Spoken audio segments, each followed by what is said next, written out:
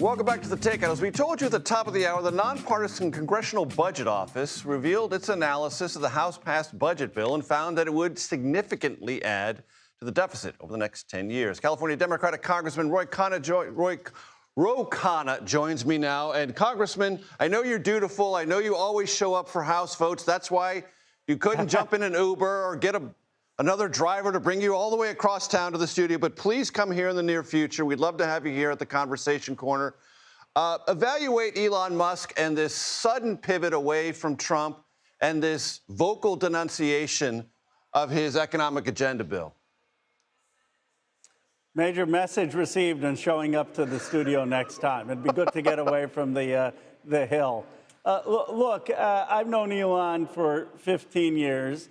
Elon genuinely cares about deficit spending. He's been talking about this for years. He thought he was going to make an impact on that, and then he sees a bill that explodes the deficit, takes the deficit from 7% of GDP, which is already a historical anomaly in peacetime. On average, deficits are, the last 50 years have been about 4% of GDP. It takes the 7% of GDP to 8.6% of GDP, and I think he found that outrageous. And he's also probably concerned that it's taking away clean energy tax credits, which he's spoken out about. So I'm glad he's speaking up. We've fought before where he's not agreed with everything I've said, but he speaks his mind, and good for him.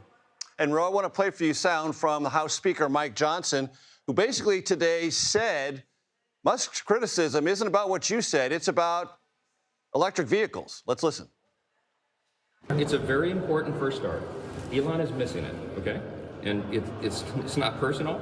I know that the EV mandate, very important to him, that is going away because the government should not be subsidizing these things.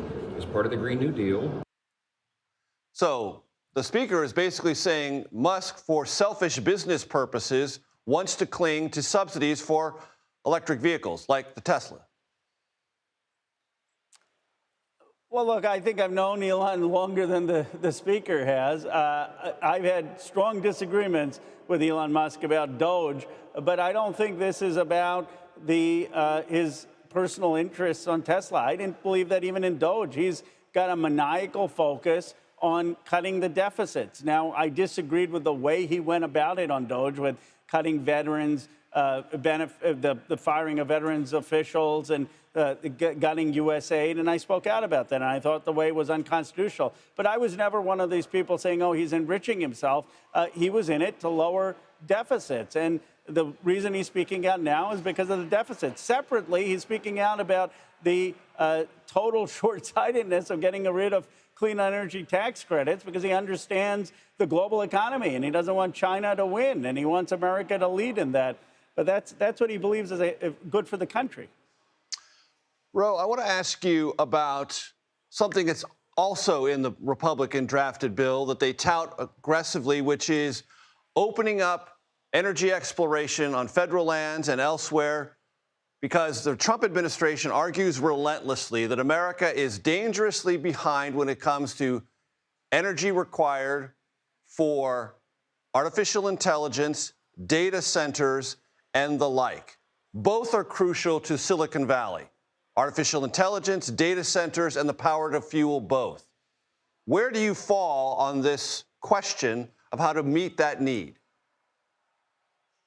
Well, there's no doubt we're going to need 20% more energy because of AI in the future. But the cheapest source of that energy is solar and wind when you look at kilowatts per hour. So why would you be wanting to cut the tax credits to grow and generate more renewable energy? I also believe in nuclear. We have to have nuclear on the table. And then I would look at places like Homer, Pennsylvania, Western Pennsylvania, where there are people who are putting together a program to use the power that already exists there because of natural gas to have data centers. And for the life of me, I can't understand why this president would put the world's biggest AI training center in Abu Dhabi instead of in Western Pennsylvania. Ro, when I saw you during the 2024 campaign, you were a very aggressive and enthusiastic advocate for President Biden. Knowing what you know now, any regrets? Well, I regret that I didn't, and other members didn't speak up stronger and say we needed a different candidate. The reality is I gave deference to the old guard. In the future, we need to be more independent-minded. Of course, I was going to campaign passionately for whoever our Democratic nominee is because I believed in the values of a higher living wage and taxing the wealthy and not having these tax breaks and for the rich and cuts to Medicaid. But we should have had a different nominee. Should you have done something more to try to make that happen? Well, Major, you've been around politics a long time. I don't think just a relatively, 3 or 4 term member of Congress was going to change the president's mind. That said, I'm not absolving myself of responsibility. More members of Congress should have spoken up and been independent and said, no, we need a different nominee. And the lesson I've learned from all of this is don't trust the old guard. Be willing to speak up more and be more independent from just what the party elders say. And that's the lesson. But no, I don't think I single-handedly or any 3 or 4 or 5 term member of Congress was going to change his decision. Ro, there's a confrontation going on right now as we speak between the Trump administration and California over transgender athletes participating in high school sports. The administration has threatened all manner of federal funds over this very issue. How should it be resolved? Where do you stand? You know what's offensive is the president is continuing to have a cultural wars while people are concerned about keeping their Medicaid, about keeping their food assistance, about the cost of groceries, about the cost of childcare, the cost of rent. That's what comes up in the town halls.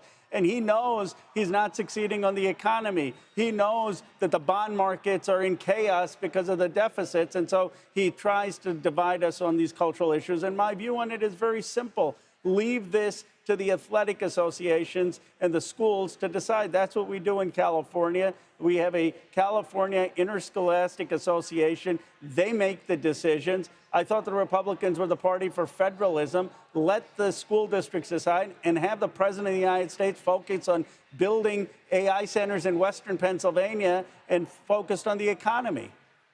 But, Ro, the confrontation is here and now. These federal funds are hanging in the balance. Is there a way to resolve this? Well, the way to resolve it is for the president to remember that he's in the party of limited government and federalism. I mean, think about if a Democrat is president and we start to threaten states saying, if you don't change your gun laws, then we're going to withhold funding. If you don't change your abortion laws, we're going to withhold funding. If you don't fund Planned Parenthoods, we're going to withhold funding. That's a dangerous road. And the president is wrong on the principle of federalism. He's threatening everyone. He's threatening universities. He's threatening the private law firms. He's threatening private corporations. He's threatening states. George Will said he's run amok. He's a bigger role for the state than any progressive. Ro Khanna, it's been a pleasure. Please come to the studio when you don't have votes to take care of. I appreciate it very much. Absolutely. Next time. I would love to do it. Thank you.